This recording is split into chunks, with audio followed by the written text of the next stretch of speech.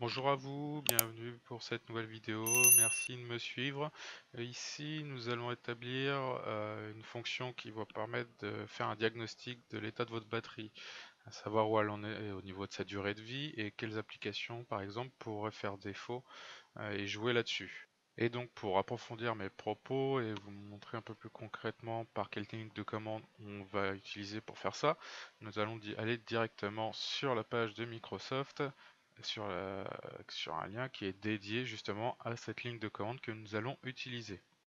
Donc si besoin, je vous mettrai le lien dans la description de la vidéo, parce que comme vous pouvez le remarquer, il y a énormément d'options attribuées à cette commande. Vous avez énormément de possibilités. Je ne vais pas rentrer en détail sur tout ça, simplement parce que ça risque de prendre beaucoup trop de temps, mais je vais directement aller à la fonction première qui nous intéresse. Dans un premier temps, je voudrais m'excuser pour la qualité de vidéo qui va suivre, tout simplement parce que par des fautes de paramétrage, enfin des petits soucis techniques aussi, j'ai pas pu faire ça proprement. Je m'en excuse encore une fois. Donc, comme vous avez pu voir, on va aller exécuter le panneau CMD en administrateur. Une fois que cela fait, vous copiez la ligne de commande qui suit, qui sera bien sûr dans la description. Cette fonction prend pas plus de 60 secondes, donc vous allez voir, ça sera assez rapide à effectuer. Mais bon, pour éviter de vous faire trop attendre, j'ai quand même décidé de sauter ces 60 secondes pour vous faire gagner un peu plus de temps.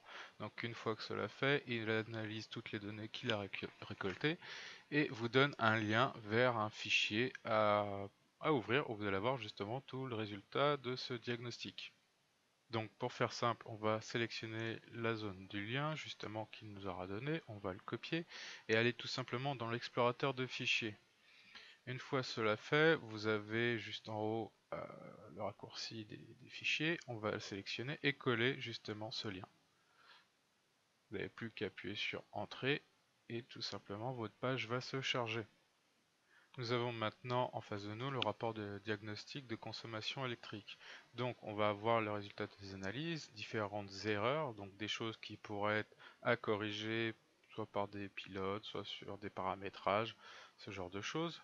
Vous allez avoir ici un rapport complet sur l'usage et le fonctionnement de votre ordinateur par la batterie. Donc toutes les informations nécessaires pour optimiser votre appareil sont présentes ici. Donc après ce résultat, nous avons les erreurs, donc comme je vous ai indiqué, différentes choses qui pourraient être corrigées. Des avertissements aussi sont indiqués sur cette page.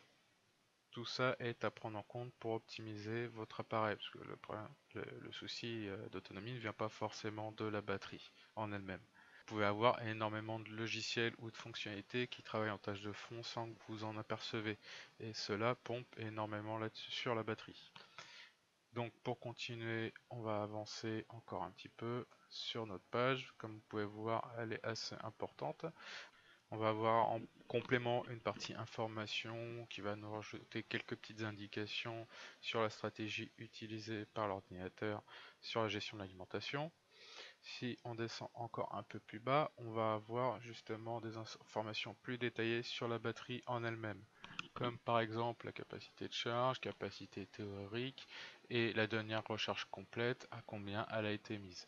Alors, vous attendez pas forcément un résultat à 100%, tout simplement parce que les batteries sur la longue, sur la durée de vie, vont perdre justement cette capacité maximale.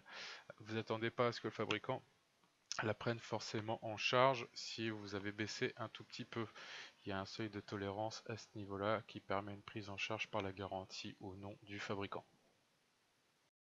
Cette courte vidéo est maintenant finie, je vous remercie beaucoup de m'avoir suivi. N'hésitez pas à lâcher un commentaire si vous avez besoin, de vous abonner surtout et de lâcher un petit like, ça fait toujours plaisir. Merci encore, passez une très bonne journée à tous, au revoir.